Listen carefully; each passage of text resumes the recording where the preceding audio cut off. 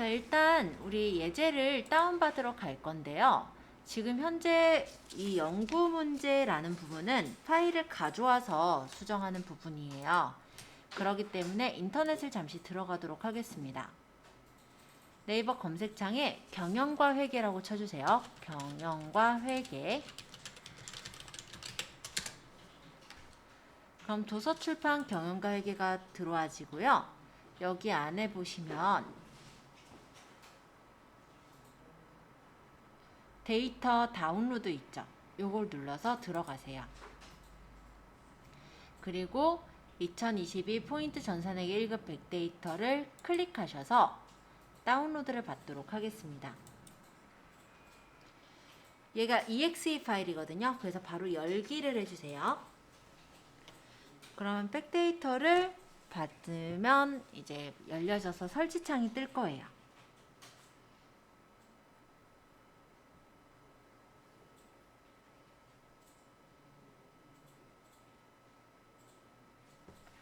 자, 이렇게 뜨면 압축 해제해 주세요. 압축 해제가 완료됐으면 이제 창을 닫으시면 됩니다.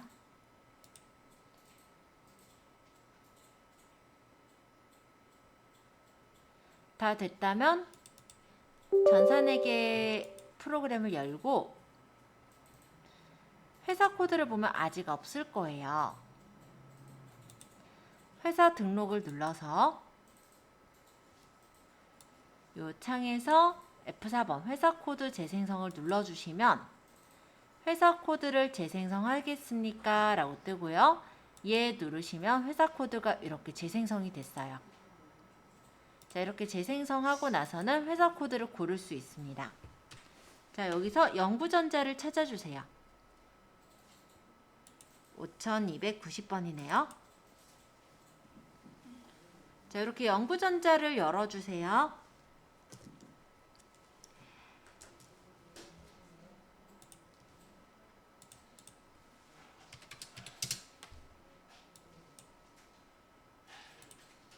자, 영구전자는 전자제품을 제조하여 판매하는 중소기업이며 단기 12기의 회계기간은 2021년 1월 1일부터 2021년 12월 31일까지입니다. 자, 각각의 요구사항에 대해 답하시오 라고 되어 있는 이 첫 번째 문항부터 볼게요. 자, 주 영구전자의 전기 11기의 실제 제품 재고액을 조사해 보니까 750만원이었대요. 실제 제품을 재고를 보니까 750만원인데 정기 재무상태표 사행의 기말 재고와의 차액은 재고자산에 대한 정상 감모 손실분이라고 합니다. 자, 감모 손실이라는 거 기억하시죠?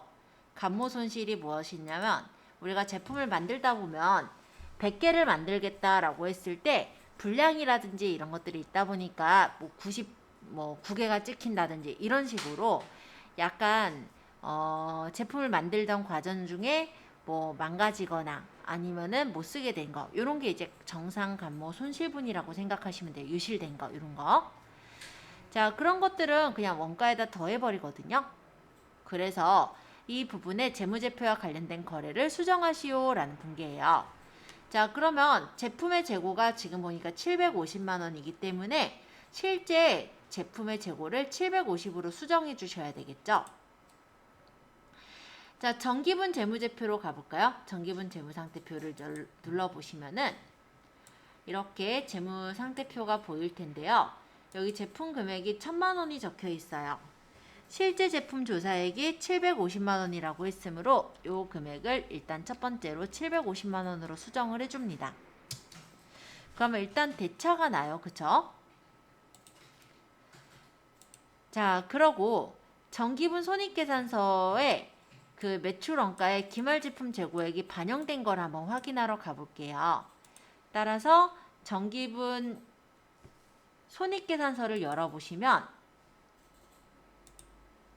정기분 재무제표의 값이 변경되었습니다 라고 뜨면서 이렇게 창이 뜨고요. 여기 제품 매출 원가를 한번 눌러보시면 기초제품 재고액 플러스 단기제품 재고액 빼기 기말제품 재고액인데 이 기말제품 재고액이 750만원으로 바뀌어 있을 거예요. 그러면서 얘가 계산이 돼서 당기순이익이 바뀌었을 거예요. 125만 6,507 아니래요. 1250 아니구나. 1억 2,500 그쵸? 1억 2,565만 7천 이렇게가 되어 있는데 얘가 이제 바뀐 금액이거든요. 얘가 어디에 반영이 되냐면 정기분 잉여금 처분계산서를 열어볼게요. 자, 얘를 열어보면은 아직 여기 값은 안 바뀌어 있죠. 얘를 F6번 불러오기를 눌러볼게요. 그러면 아까 전에 봤었던 원가의 값, 원가 부분의 당기순이익 값 있죠? 이 금액으로 바뀔 거예요. 아니지, 당기순이익이 아니라 원가, 그죠? 여기 불러오기에 보면 이렇게 바뀌어요. 그러면서 얘가 바뀌면서 미처분 이익잉여금이 바뀔 거예요. 161-157-000. 그럼 이 금액을 정기분 재무상태표에 2월 이익잉여금이 바로 여기에 있는 이 미처분 이익잉여금이거든요. 이 금액을 여기다가 적어주시면 돼요. 161-157-000.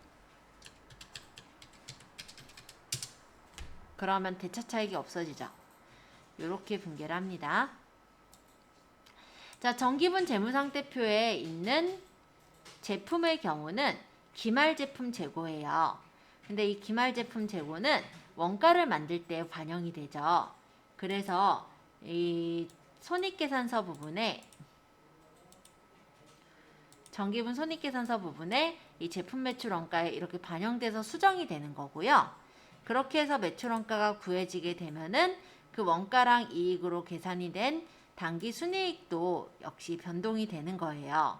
그럼 이 당기 순이익이 들어가는 게 잉여금 부분에 들어가는 부분이었는데 이 당기 순이익이 반영이 되면서 이 잉여금 처분을 어떻게 할지 설정한 다음에 이 금액이 실제 이제 미처분 이익 잉여금으로 들어가게 되면서 얘가 이제 정기분 재무상태표에 반영이 다시 되더라. 이 내용까지가 들어가야 되기 때문에 이게 하나의 사이클이라고 생각하시면 돼요. 자, 주요 검토사항을 한 번 더 읽어볼게요. 아까 정상적인 감모 손실이라고 했을 때 그거는 매출원가에 더한다라고 했었잖아요. 그렇기 때문에 우리가 요거 원가에 더해지는 요 가격 계산 절차를 이제 진행을 하는 거다 보면 되겠고, 당기순이익이 변하게 되면 정기분 잉여금 처분계산서에 미처분 이익잉여금이 변했고, 미처분 이익잉여금과 정기분 재무상태표의 2월 이익잉여금 금액이 일치하게 만드는 것까지가 검토사항이라 보시면 돼요. 그래서 이 절차가 조금 처음엔 헷갈리는데 막상 몇 번 해보면 사실 절차가 항상 비슷비슷하기 때문에 기억하기는 그리 어렵진 않아요. 자, 첫 번째 문항 잘 풀었어요? 채권, 채무에 대한 거래처와 오류 금액을 수정하시오 라는 문제인데요. 얘는 엄청 쉬워요. 어디로 가느냐? 여기 지금 보면은 거래처별 초기 2월 있죠? 얘를 열어보시면은 각각의 거래처에 대한 2월 값을 구할 수가 있을 겁니다. 여기서 적혀 있는 게 외상매출금이 용산테크를 청계천테크로 바꿔라 이렇게 돼 있잖아요. 그러면 여기서 아까 여기 용산테크를 여기 코드 부분에 F2번 눌러서 청계천테크 이렇게 바꿔주시면 되고, 금액이 바뀌었죠. 옆에 보니까 금액이 25400이었는데 24500으로 바꿔라. 그럼 여기를 이제 24500 이걸로 금액을 바꿔주시면 돼요. 그 다음에 미래 컴퓨터를 다음 컴퓨터로 바꾸랬으니까 미래 컴퓨터도 F2번 눌러서 다음 컴퓨터로 바꿔주시고, 금액이 또 바뀌었죠. 여기도 마찬가지로 315-000-00 이렇게. 그 다음에 외상매입금을 클릭해서 여기 이제 바꿀 건데 태평반도체를 대서반도체로 바꾸래요. 그럼 코드를 F2번 눌러서 대서반도체. 그 다음에 금액이 3천만 원인데 4천만 원으로 바꾸랬으니까 금액을 4천만 원 이렇게 바꿔주시면 되겠죠?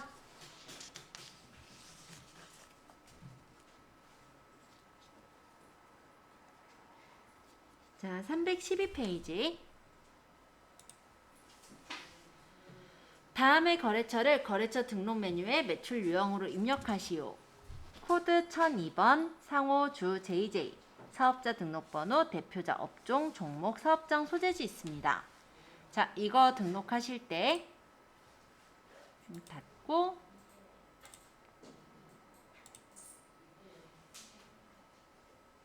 거래처 등록으로 가야죠.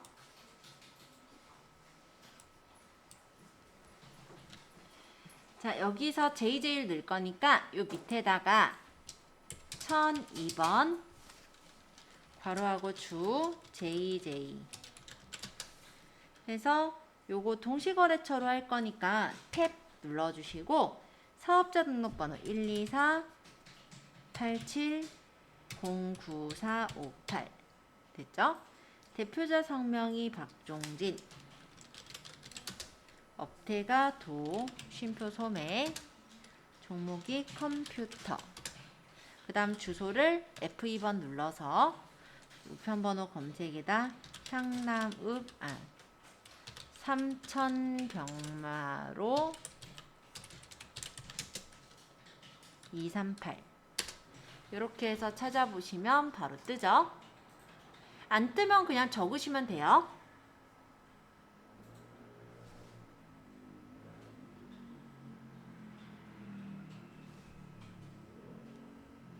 자, 이렇게 만드시면 됩니다.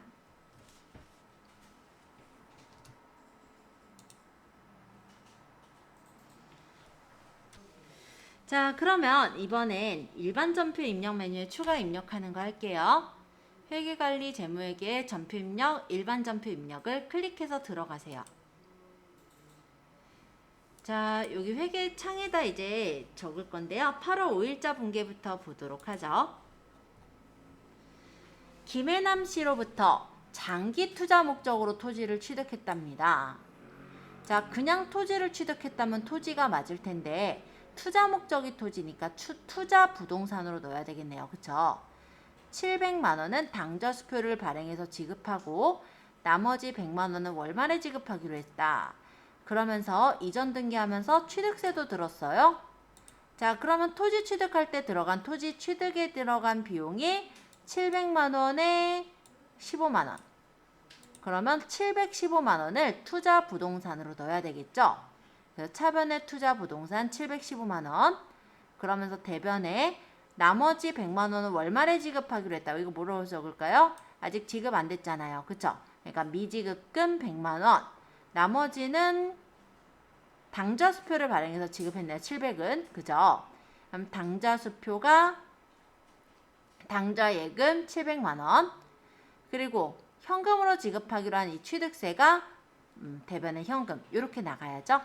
자, 분개해 볼게요. 자, 일단 8월 5일 구분은 차변에 투자 부동산 그리고 차변 금액이 715만 원.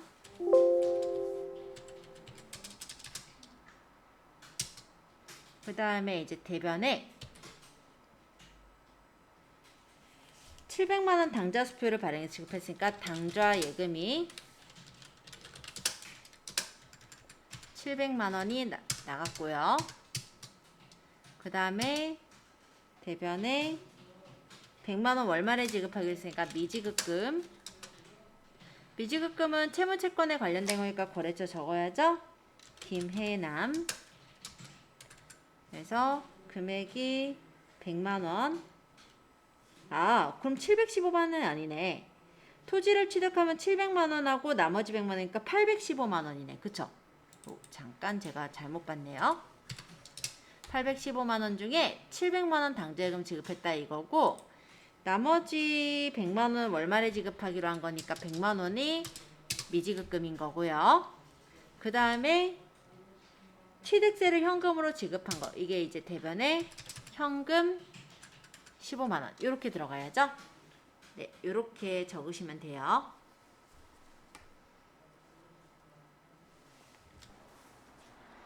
(8월 14일자) 주 성일 기업에 대한 외상 매출금 270만 원과 외상 매입금 380만 원을 상계 처리하고 나머지 잔액은 당좌수표를 발행해서 지급하였다. 자, 외상 매출금은 원래 채권이죠. 채권인데 사라지고 있어요.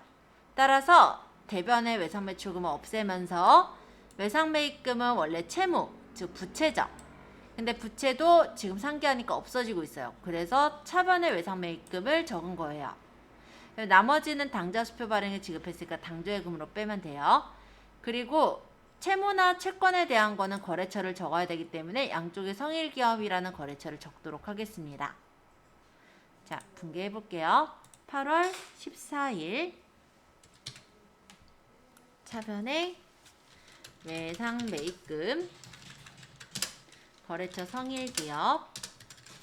아까 차변금의 외상 매입금이 380만원. 그 다음에 대변의 외상 매출금 성일기업.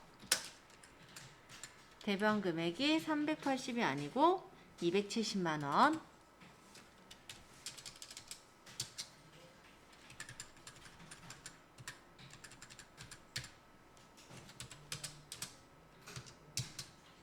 그러고 나머지가 당좌수표 발행했으니까 당좌예금에서 빠져나갔겠죠? 얘는 채무채권 아니니까 그냥 적으면 되죠. 이렇게.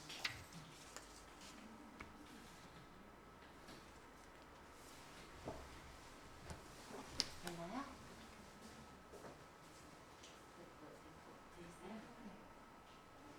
자, 그 다음 거. 자, 이번엔 8월 26일 314페이지예요. 8월 26일 구글의 수출 선적일자 6월 25일 한 제품 외상 매출금이 보통예금 계좌에 원화로 환전되어 입금되었다. 자, 보니까 외상 매출금이 300달러인데요. 아니, 3,000달러인데요. 6월 25일 환율이 1,200원씩이고요. 8월 26일이 1,300원씩이라고 돼 있어요. 그러니까 이 달러 표시가 있는 거 보았을 때 이게 그러니까 1달러당 1,200원, 1달러당 1,300원 이런 얘기거든요. 그러면 구글에 수출을 할 때 선적일자가 6월 25일이었으니까 6월 25일 환율에 따라서 일단은 매출이 일어났을 거예요. 그러면 일단 계산을 먼저 해보자면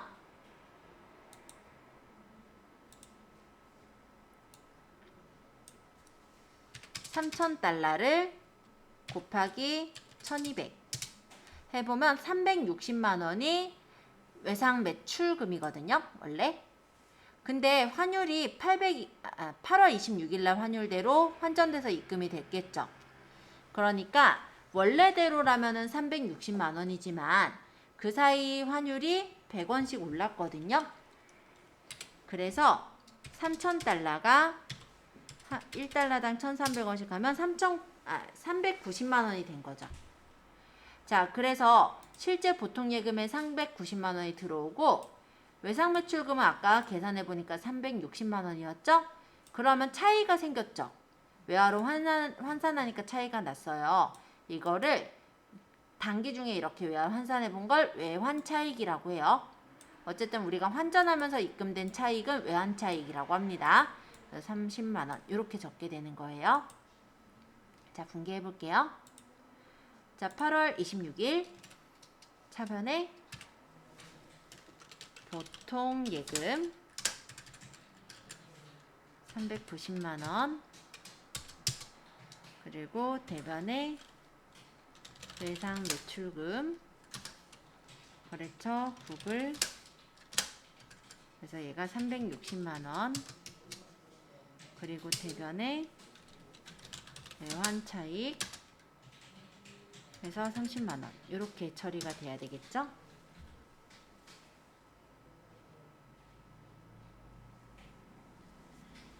자, 이해되셨죠?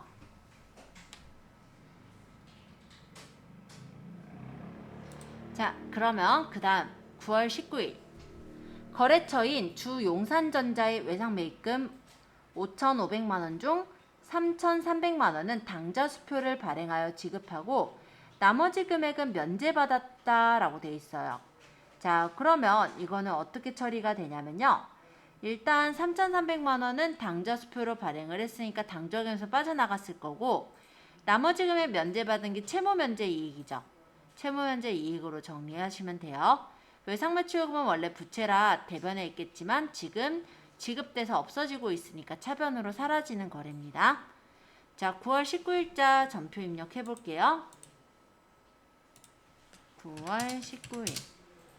일단 차변에 외상매입금, 거래처는 용산전자, 그래서 금액이 아까 550만원, 5,500이었네요. 5,500만원. 그리고 대변에 당좌 수표를 발행했으니까 당좌예금에서 빠져나간 게 3,300만원. 나머지는 면제받았으니까 대변에 채무 면제 이익. 이렇게 처리가 되면 됩니다.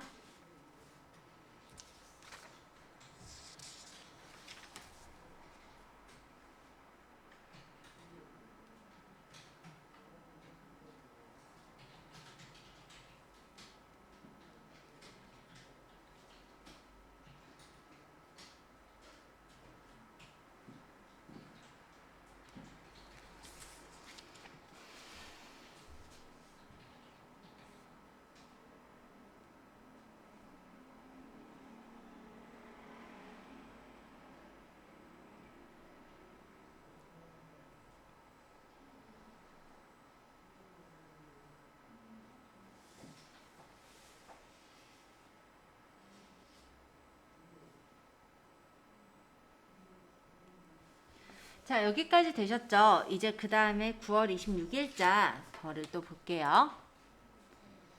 제조부 소속 신상용 대리 6년 근속의 퇴직으로 퇴직금 900만원 중 소득세 및 지방소득세, 요게 뭐예요? 원천징수하는 예수금이죠? 예수금을 원천징수하고 차인지급액을 보통예금에서 이체했다. 근데 여기 적혀있는 게 퇴직 직전에 퇴직급여 충당부채의 잔액이 없었대요. 그럼 다 퇴직급여로 빼는 거예요. 따라 차변의 퇴직급여, 제조 쪽이니까 500번대 퇴직급여로 해서 900만원 적고요. 이 지방소득세 뺀 거 있죠? 요게 예수금, 요 나머지 보통예금 이렇게 적어주시면 돼요. 만약에 퇴직급여 충당부채가 있다면 충당부채에 있는 잔액만큼을 빼고 나머지 이제 잔액이 퇴직급여에서 빠지게 되는 건데 지금 잔액이 없기 때문에 몽땅 퇴직급여에서 빠졌다라고 생각하시면 돼요. 자, 9월 26일자 분계 적어보도록 하겠습니다. 차변의 퇴직급여 보면은 500번대로 들어가야죠. 제조니까. 그리고 차변의 금액이 900만원. 그리고 소득세, 지방소득세가 예수금이니까 대변의 예수금. 그래서 이게 231000. 그 다음에 대변에 보통예금에서 이체했으니까 보통예금 876900 됐죠.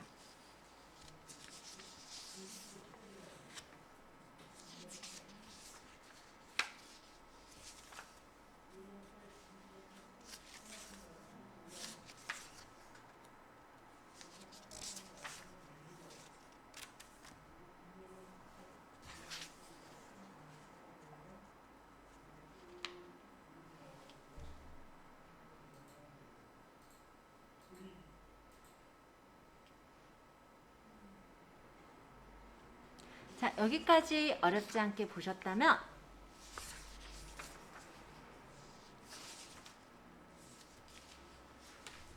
그 다음 거 9월 30일자 분기 볼게요. 제2기 부가가치세 예정 신고분에 대한 부가가치세 예수금 37494,500원과 부가가치세 대급금 200,048,400을 상계 처리하고 잔액을 10월 25일 납부할 예정이다. 아직 납부는 안 했네요. 따라 미지급 세금 계정 쓸 거예요. 자, 예수금이 원래 우리가 받을 때는 대변에 있거든요. 근데 지금 없애고 있잖아요. 그러니까 예수금이 차변으로 가는 거예요. 부가세 예수금 37494,500 여기 그래서 차변에 들어간 거고 부가세 대급금은 반대편 자, 부가세 예수금과 대급금이 뭘까요? 우리가 판매하는 그런 회사라고 했을 때 상품을 사가지고 올 경우에 거기도 부가세가 붙어 있고요. 우리가 판매하는 상품에도 부가세가 붙어 있어요. 그때 부가세 예수금이라는 거는 우리가 떼서 갖고 있는 게 예수금이고요. 대급금이라는 거는 내가 이미 지급을 해서 대신 지급한 돈, 요게 이제 대급금인 거잖아요. 간단하게 말하면 이게 우리 매출할 때 세금 붙인 게 부가세 예수금이라 보시면 되겠고, 매입할 때 세금 붙여서 사온 게 대급금이라 생각하시면 돼요. 일반적으로 부가세 신고를 하게 될 때는 이렇게 매출한 세액에서 매입한 세액을 뺀 나머지 금액을 납부를 하는 거거든요. 그 분계예요. 그래서 9월 30일자 차변에 부가세 예수금, 대변에 부가세 대급금, 그리고 나머지 금액이 아직 지급을 안 했어요. 10월 25일 납부를 하니까 미지급 세금 이렇게 해서 분계를 하겠습니다. 지금 적어주시면 돼요. 9월 30일 차변에 부가세 예수금. 그래서 우리 예수금 받아놓은 게 37, 494, 500.